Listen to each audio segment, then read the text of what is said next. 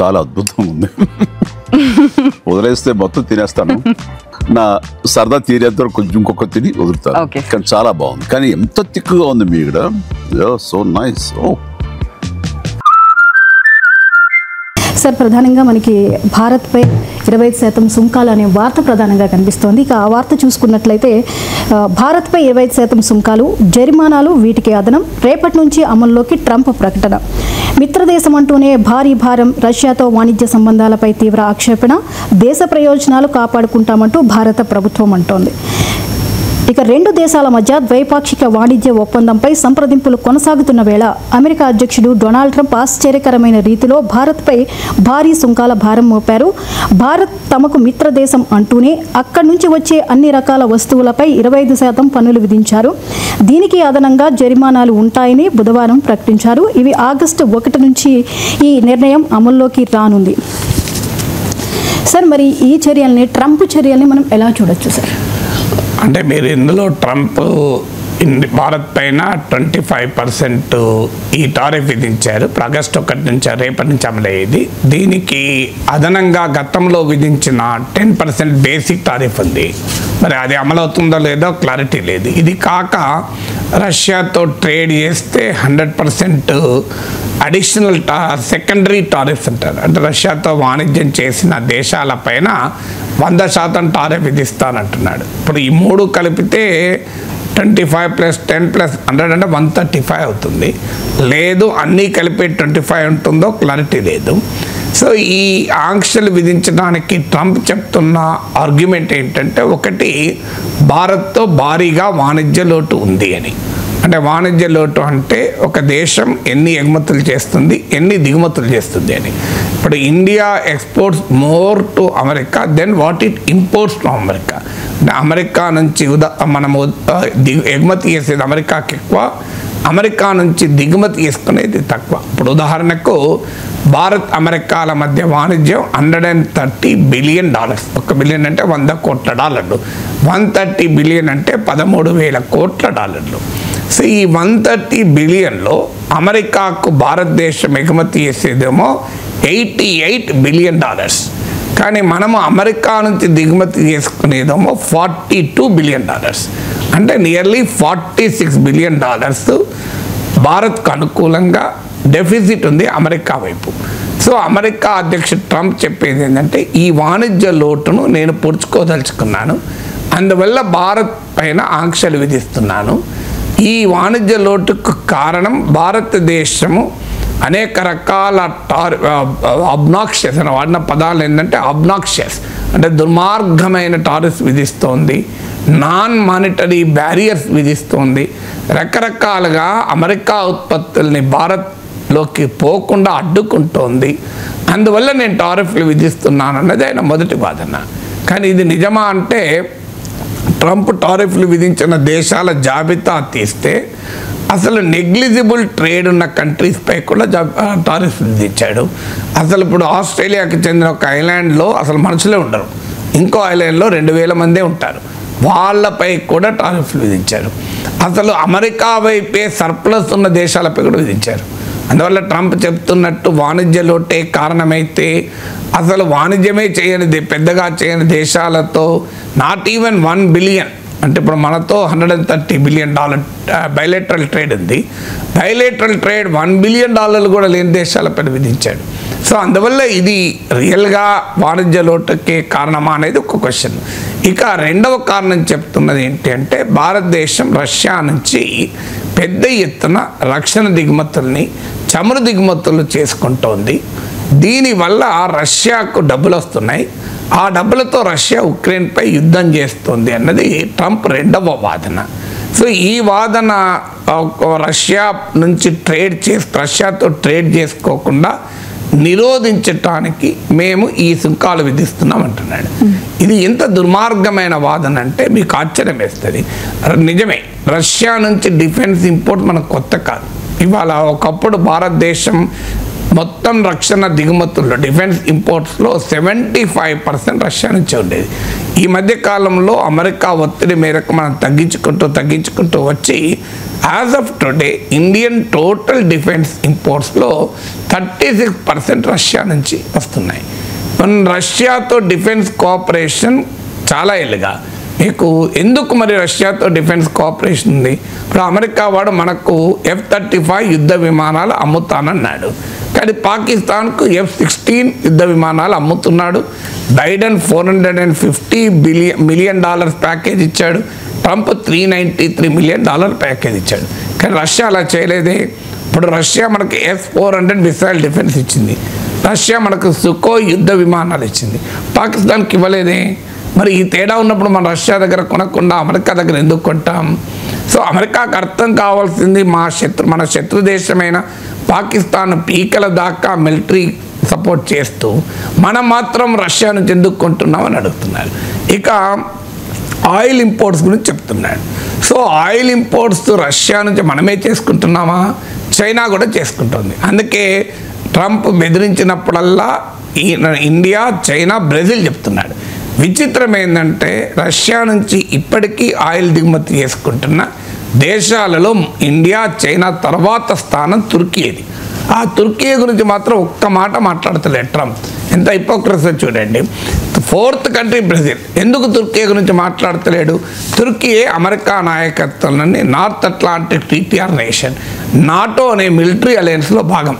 అంటే తమ మిత్ర దేశము, తమ నాటో అలయన్స్లో భాగమైన దేశం రష్యా నుంచి ఆయిల్ కొంటే తప్పు లేదట, ఇండియా కొంటే తప్పట. కనీసం అందులోనన్నా నిజాయితీ ఉండాలి. రష్యా నుంచి ఎవరు ఆయిల్ కొన్నా తప్పు అని అంటే అర్థం ఉంది. ఇప్పటికీ కూడా మీకు యూరోప్ గ్యాస్ అవసరాలలో 19% నేచురల్ గ్యాస్ అవసరాల్లో రష్యా నుంచి దిగుమతి చేసుకుంటుంది. అంటే ఒకవైపు ఉక్రెయిన్కు ఆయుధాలు ఇస్తూ, ఉక్రెయిన్కు రకరకాల మిలిటరీ సాయాన్ని ఇస్తున్న యూరోప్ కూడా చివరకు రష్యా నుంచి మరి దిగుమతులు చేసుకుంటుంది. అంటే యూరోప్ కూడా ఉక్రెయిన్పై రష్యా యుద్ధాన్ని ఫైనాన్స్ చేస్తున్నట్లా? మీరు నిజమే తగ్గింది. ఈ 2022లో ఉక్రెయిన్ పైన రష్యా వార్ మొదలు పెట్టే నాటికి యూరోప్ మొత్తం గ్యాస్ ఎనర్జీ అవసరాల్లో 45% వరకు రష్యా నుంచే మీట్ అయ్యేది. ఇప్పుడు అది 19% గ్యాస్లో తగ్గింది. కానీ మరి స్టిల్ రష్యా, ఈ Europe is importing energy from Russia కదా, దానికి ఆన్సర్ ఉండాలి కదా. మన ఫారిన్ మినిస్టర్ జయశంకర్ స్పష్టంగా చెప్పాడు, మేము ఒక 15 రోజుల్లో కొనే ఆయిల్ యూరోప్ ఒక్క పూట కొంటుంది అని. అంటే ఇందులో క్లియర్ హిపోక్రసీ చూడండి. ఇక అమెరికాకి ఏం సంబంధం? ఇప్పుడు మనం వెనిజులాతో ఆయిల్ కొంటే సుంకాలు విధిస్తా అంటాడు, మనం ఇరాన్ నుంచి ఆయిల్ కొంటే అమెరికా సుంకాలు విధిస్తానంటోంది, రష్యా నుంచి ఆయిల్ కొన్నా, రక్షణ దిగుమతులు చేసుకున్నా సుంకాలు టారిఫ్ విధిస్తా అంటోంది. దీనికి కారణం ఏంటంటే ట్రంప్ చెప్తున్న చట్టం, అమెరికాలో ఒక చట్టం ఉంది, దాన్ని కార్సా చట్టం అంటారు, countering American adversaries through sanctions act అని. ఈ కార్సా చట్టం కింద అమెరికా శత్రువులతో ఎవరైతే వాణిజ్యం చేస్తారో వారిపైన మేము సుంకాలు విధిస్తామని. Countering American adversary through sanctions act అంటే అమెరికా శత్రువులతో ఎవరు వ్యాపారం చేసినా మేము వారిపైన శాంక్షన్స్ విధిస్తామంటున్నారు. అందుకే అమెరికా శత్రువు వెనిజులా కనుక వెనిజులాతో ట్రేడ్ చేస్తే మేము శాంక్షన్స్ విధిస్తాం. అమెరికా శత్రువు ఇరాన్ కనుక ఇరాన్తో ట్రేడ్ చేస్తే మేము శాంక్షన్స్ విధిస్తాం. అమెరికా శత్రువు రష్యా కనుక రష్యాతో ట్రేడ్ చేస్తే మేము శాంక్షన్ విధిస్తామంటున్నారు. మరి ఇండియా శత్రువైన పాకిస్తాన్తో అమెరికా ఎందుకు ట్రేడ్ చేస్తుంది? ఇటీవలనే కదా అమెరికా సంబంధించిన కంపెనీతో పాకిస్తాన్ క్రిప్టో డీల్ కుదుర్చుకుంది. ఆ కంపెనీలో 60% వాటా ట్రంప్ ఫ్యామిలీదే. అంటే అమెరికానే కాదు, ట్రంప్ కుటుంబం కూడా పాకిస్తాన్తో వాణిజ్యం చేస్తుంది. ఇటీవల పాకిస్తాన్ మినరల్స్ ఫోరం అనేది కండక్ట్ చేస్తే దానికి అమెరికన్ కంపెనీలు హాజరయ్యాయి కదా. మరి అమెరికా డిఫెన్స్ ఎక్స్పోర్ట్ పాకిస్తాన్ చేస్తోంది కదా. మరి భారతదేశ శత్రువైన పాకిస్తాన్తో అమెరికా వ్యాపారం చేస్తూ అమెరికా శత్రువుతో వ్యాపారం చేయకూడదు అని అంటున్నారు. మనం ఏమన్నా అమెరికా నాయకత్వంలోని నాటోలో మెంబర్ కాదు, మన అమెరికా నాయకత్వంలోని G7లో మెంబర్ కాదు, మన అమెరికా నాయకత్వంలోని మిలిటరీ అలయన్స్లో కానీ ట్రేడ్ బ్లాక్లో కానీ మన మెంబర్ కాదు. మన స్వతంత్ర దేశం. స్వతంత్ర దేశం ఎవరితో సంబంధాలు ఉండాలన్నది మన విధానం. దాన్నే మల్టీ అలైన్మెంట్ అంటారు. మనకు ఏ దేశంతో సంబంధాలు ఉంటే ఆ దేశ ప్రయోజనాలతో మన దేశ ప్రయోజనాలకు అనుగుణంగా సంబంధాలు పెట్టుకుంటాం. ఇప్పుడు ఉక్రెయిన్ వార్కు మనం కారణం కాదు, అది మన గడ్డపైన జరగడం లేదు. మన ఆగు అంటే ఎవడు ఆపేది లేదు. కానీ ఆ ఉక్రెయిన్ వార్ వల్ల ఆయిల్ ప్రైసెస్ పెరిగి మనం నష్టపోతుంటే చూస్తూ ఊరుకోవాలా? ఇలా ఇజ్రాయెల్ అమెరికాలు గాజా పైన ఇరాన్ పైన యుద్ధాలు చేస్తుంటే, అమెరికా ఇరాన్ పైన, ఇజ్రాయెల్ గాజా పైన, ఇరాన్ పైన, లెబనాన్ పైన, సిరియా పైన, యమన్ పైన యుద్ధాలు చేస్తుంది. దానివల్ల పశ్చిమాసియా మొత్తం అల్లకల్లోలంగా ఉండి ఎనర్జీ ప్రైసెస్ పెరుగుతున్నాయి. దానికి భారతదేశం బాధిత దేశం. మనకేమైనా సంబంధం ఉందా దానికి? అందువల్ల మనకు సంబంధం లేని జియోపొలిటికల్ టెన్షన్స్ వల్ల మనం బాధపడుతున్న దేశం మనది. ఎందుకంటే మన దేశ క్రూడ్ ఆయిల్ ఇంపోర్ట్స్ అంటే ముడి చమురు అవసరాల్లో 85 to 90% మనం దిగుమతులపైన ఆధారపడతాం. అలాంటప్పుడు it is our independent autonomous ఒక స్వతంత్ర భారతదేశానికి ఉన్న సావరెన్ రైట్ ఏంటి? మా దేశ ప్రజలకు చౌకగా ఇంధనం ఎక్కడ దొరికితే అక్కడ కొంటాం. అది రష్యా నుంచి కొంటే రష్యాతో కొంటాం. సో మాకు Russia is a reliable defence partner. ఇప్పుడు ఉదాహరణకు రష్యా నుంచి మనం సుకోయ్ యుద్ధ విమానాలు కొన్నాం. అగ్రిమెంట్ ఏంటి? మొదట్లో కొన్నాం, తర్వాత సుకోయ్ యుద్ధ విమానాలు మనమే తయారు చేసుకుంటున్నాం. దీన్నే టెక్నాలజీ ట్రాన్స్ఫర్ అంటారు. సో రష్యాతో మన డిఫెన్స్ ఇంపోర్ట్స్ ఎందుకు పెరిగాయి? దానికి కారణం ఏంటంటే, ఒకటి అమెరికా మనకి ఇవ్వనందుకు, రెండు డిఫెన్స్ ఇంపోర్ట్స్ పైనే శాశ్వతంగా ఆధారపడకుండా ఒక్కసారి రష్యా నుంచి మనం ఏమైనా కొనుక్కుంటే దాని తర్వాత బ్యాచ్ మనం మనమే తయారు చేసుకుంటాం. దానికి రష్యా సపోర్ట్ చేస్తుంది. ఇప్పుడు ఉదాహరణకు సుకోయ్ యుద్ధ విమానాలు ఉన్నాయి, అవి మన ఇండియాలోనే తయారవుతున్నాయి. మన హిందుస్థాన్ ఏరోనాటిక్స్ లిమిటెడ్ బాలానగర్లో హైదరాబాద్లో ఉంది. అక్కడ సుకోయ్కి సంబంధించిన పార్ట్స్ కూడా తయారవుతాయి. అలాగే మనము రష్యాతో మనకు ఉన్నటువంటి అండర్స్టాండింగ్ ఏంటంటే, ఇప్పుడు బ్రహ్మోస్ మిసైల్ ఉంది, రష్యా ఇండియా కలిపి తయారు చేసింది. ఇప్పుడు దాని భారతదేశం ఎగుమతులు కూడా చేసుకుంటుంది ఫిలిప్పీన్స్కు. ఇటీవల పాకిస్తాన్కు చెందిన నూర్ఖాన్ ఎయిర్ బేస్ను ధ్వంసం చేయడంలో చైనీస్ ఎయిర్ డిఫెన్స్కు ఛేదించి బ్రహ్మోస్ మిసైల్ పనిచేసింది. రష్యా ఇండియా కలిపి బ్రహ్మోస్ మిసైల్ తయారు చేసింది. అందుకే దాన్ని బ్రహ్మోస్ అంటారు. అంటే భారతదేశానికి చెందిన బ్రహ్మపుత్ర నది, రష్యాకు చెందిన మాస్కోవా నది, ఈ రెండు పేర్లతో కలిపి బ్రహ్మోస్ పెట్టారు. మరి అమెరికాతో ఈ రకమైన అండర్స్టాండింగ్ ఉంటుందా? ఇప్పుడు అమెరికాతో మనం అడుగుదాం, అయ్యా భారతదేశం అమెరికా కలిసి F-35 విమానాలు తయారు చేద్దామంటే అమెరికా ఒప్పుకుంటుందా? లేదా మేము మొదట్లో ఒక 10 F-35 విమానాలు కొంటాం, ఆ తర్వాత F-35 విమానాలు ఇండియాలోనే తయారు చేస్తాం, మీరు కాస్త సహకరించండి అంటే అమెరికా ఒప్పుకుంటుందా? ఈ మధ్య తిరువనంతపురంలో ఒక F-35 విమానం ఆగితే దాని దగ్గరికి కూడా మనం పోనీయలేదు. వాళ్ళు వచ్చి రిపేర్ చేసుకొని లేపుకొని వెళ్ళిపోయారు. ఇది మన వాళ్ళని దగ్గరికి కూడా రానియలే. మన వాళ్ళు రిపేర్ చేస్తా అంటే కూడా ఎలా చేయలే. అంటే అంత సీక్రెసీ అమెరికా మెయింటైన్ చేస్తుంది. రష్యాతో మిలిటరీ కోఆపరేషన్లో మన బెనిఫిట్ ఉంది. ఇప్పుడు ఉదాహరణకు మనం S-400 మిసైల్ డిఫెన్స్ రష్యా నుంచి కొన్నాం. రష్యా సహకారంతో మనం సొంత మిసైల్ తయారు చేసుకుంటున్నాం. సో అందువల్ల రష్యాతో డిఫెన్స్ కోఆపరేషన్ కారణం అది. అయినా కూడా అమెరికా ఒత్తిడికి తల వంచి మనం రష్యా నుంచి దిగుమతులు తగ్గించుకుంటున్నాం.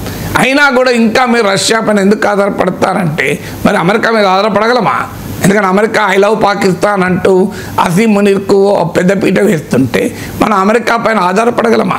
అందువల్ల India is a sovereign independent country. ఏ దేశంతో ఫ్రెండ్షిప్ చేయాలని మనం నిర్ణయించుకుంటాం. అమెరికానేమో పహల్గాంలో సామాన్యుల రక్తంతో తడిసిన చేతులతో వైట్ హౌస్ వెళ్ళిన అసీం మునీర్కు కరచాలనం చేస్తాడు. భారతదేశంలో నిత్య రక్తపాతం కోరుతున్న దుర్మార్గునికి ఒక లంచ్ ఇచ్చి ఇట్ ఈజ్ ఏ హానర్, ఆ అసీం మునీని కలవడం నాకు గౌరవం అంటారు ట్రంప్. మనమేమో రష్యాతో ఫ్రెండ్ చేస్తే తప్పేంటి? సర్వకాల సర్వావస్థల యందు మనకు మద్దతుగా ఉంది. 1971 ఇండియా పాక్ వారప్పుడు పాకిస్తాన్కు మద్దతుగా అమెరికా 7th ఫ్లీట్ అంటారు, సప్తమ నౌకాదళమని. అంటే ఆ షిప్ నుంచి వందలాది ఎయిర్ క్రాఫ్ట్లు అటాక్ చేయగలుగుతుంది. అలాంటి 7th ఫ్లీట్ని ఇండియన్ ఓషన్లోకి దించింది అమెరికా. అంటే పాకిస్తాన్కు అనుకూలంగా, భారత్కు వ్యతిరేకంగా.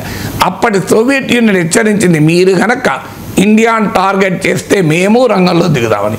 అప్పుడు అమెరికా తోకమడిచి 7th ప్లేట్ వెనక్కి తీసుకుంది. అంతే రష్యాతో మన డిఫెన్స్ కోఆపరేషన్కి ఇంత చరిత్ర ఉంది. సోవియట్ కాలపు నుంచి చరిత్ర ఉంది. మరి అమెరికా మరి వాళ్ళ యుద్ధ విమానాలు ఇప్పుడు F-35 వాళ్ళకి అమ్ముతా అంటుంది. పాకిస్తాన్ కూడా అమ్ముతుంది. ఏం చేసుకోవాలి దాన్ని అంటే పాకిస్తాన్, ఇండియా, అమెరికా యుద్ధ విమానాల్లో కొట్లాడుకోవాలా? సో అందువల్ల ఒక రిలయబుల్ అలై ఫ్రెండ్ ఎవరవుతారు, ఎవరి నుంచి డిఫెన్స్ ఇంపోర్ట్ చేసుకోవాలి, ఎవరి నుంచి ఆయిల్ ఇంపోర్ట్ చేసుకోవాలి అన్నది ఒక ఇండిపెండెంట్ కంట్రీ తీసుకొని ఇండిపెండెంట్ ఫారెన్ పాలసీ. దాన్ని అమెరికా ఎవడు, ట్రంప్ ఎవడు మనకు చెప్పడానికి. అందువల్ల ఇది పూర్తిగా అన్యాయము, అభ్యంతరకరం. It is an absolute hypocrisy on the part of United States. It is an insult to India. భారత ప్రభుత్వం చాలా గట్టిగా రియాక్ట్ కావాలి. ట్రంప్కి అర్థమయ్యే భాష ఏంటంటే ఎవడు గట్టిగా రెస్పాండ్ అవుతాడో వాడికి ఇంటాడు ట్రంప్. ఇలా చూడండి, చైనాకి ఎందుకు తోకముడిచాడు? ఆఖరికి చైనా అంటే బలమైన దేశం అనుకుందాం. కెనడా కూడా గట్టిగా రెస్పాండ్ అయింది. రిటాలియేటరీ టారిఫ్లు విధిస్తాం, మా పైన నువ్వు విధిస్తే మేము కూడా విధిస్తాం అంటూ చైనా కెనడా తిరగబడితే ఇప్పుడు ట్రంప్ కాలబేరానికి వచ్చి చైనాతో అగ్రిమెంట్ కుదుర్చుకుంటా, Jinping is my friend, I'm going to China అని ఇప్పుడు ట్రంప్ చైనాకు పోతున్నాడు. సో అందువల్ల భారత ప్రభుత్వం ఈ వెన్నెముక లేని వైఖరి ప్రదర్శించకూడదు. గట్టిగా ట్రంప్కు అర్థమయ్యే భాషలో సమాధానం చెప్పాలి. ఇదేన్ ఇండిపెండెంట్ నేషన్. మీరు ఏదైనా మేము negotiable, trade is negotiable, but independence and sovereignty is non negotiable. మీకు ఇక్కడ కేవలం ట్రేడే కాదు, దేశ సార్వభౌమాధికారాన్ని, దేశ స్వాతంత్రాన్ని, దేశ వ్యూహాత్మక స్వతంత్రతను ట్రంప్ దెబ్బతీస్తున్నాడు.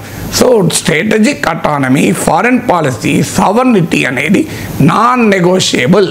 బేరసారాలకు సంబంధమే లేదని ట్రంప్కు అర్థమయ్యే భాషలో చెప్పాలి. అన్ఫార్చునేట్లీ ప్రైమ్ మినిస్టర్ 2 గంటలు పార్లమెంట్లో మాట్లాడినా ట్రంప్ పేరు తీయడు. ఇండైరెక్ట్గా ఏ ప్రపంచ నాయకుడు చెప్పలేదంటాడు కానీ ట్రంప్ పేరు కూడా తీయడు. So that is the biggest problem. ట్రంప్కున్న నేచర్ ఏంటంటే ఎవడు ఎదురు తిరిగితే వాడికి వింటాడు, ఎదురు తిరగడానికి వినడు. That is the experience from China, that is experience from Canada, that is experience from Europe. ఇలా ఫ్రాన్స్ ఎదురు తిరుగుతోంది. మీకు పాలస్తీనాను గుర్తించింది ఫ్రాన్స్, మీకు ఇప్పుడు రేపో మాపో యూకే గుర్తించబోతోంది. యూరప్ ఎదురు తిరుగుతోంది. యూరప్ ఎదురు తిరిగితే ట్రంప్ వింటాడు. ట్రంప్కు లొంగిపోతే ట్రంప్ వినడు. ఇప్పటికైనా భారత ప్రభుత్వానికి అర్థం కావాలి, ట్రంప్ విధిస్తున్నవి కేవలం టారిఫ్లు కాదు, ట్రంప్ విధిస్తున్నది కేవలం ఆంక్షలు కాదు, ట్రంప్ విధిస్తున్నది భారతదేశ స్వతంత్రాన్ని, సార్వభౌమాధికారాన్ని, భారతదేశ ఆత్మగౌరవాన్ని తాకట్టు పెట్టమంటున్నాడు. అందుకు అంగీకరించే ప్రసక్తే లేదని ట్రంప్కు మనం తేల్చి చెప్పాలి.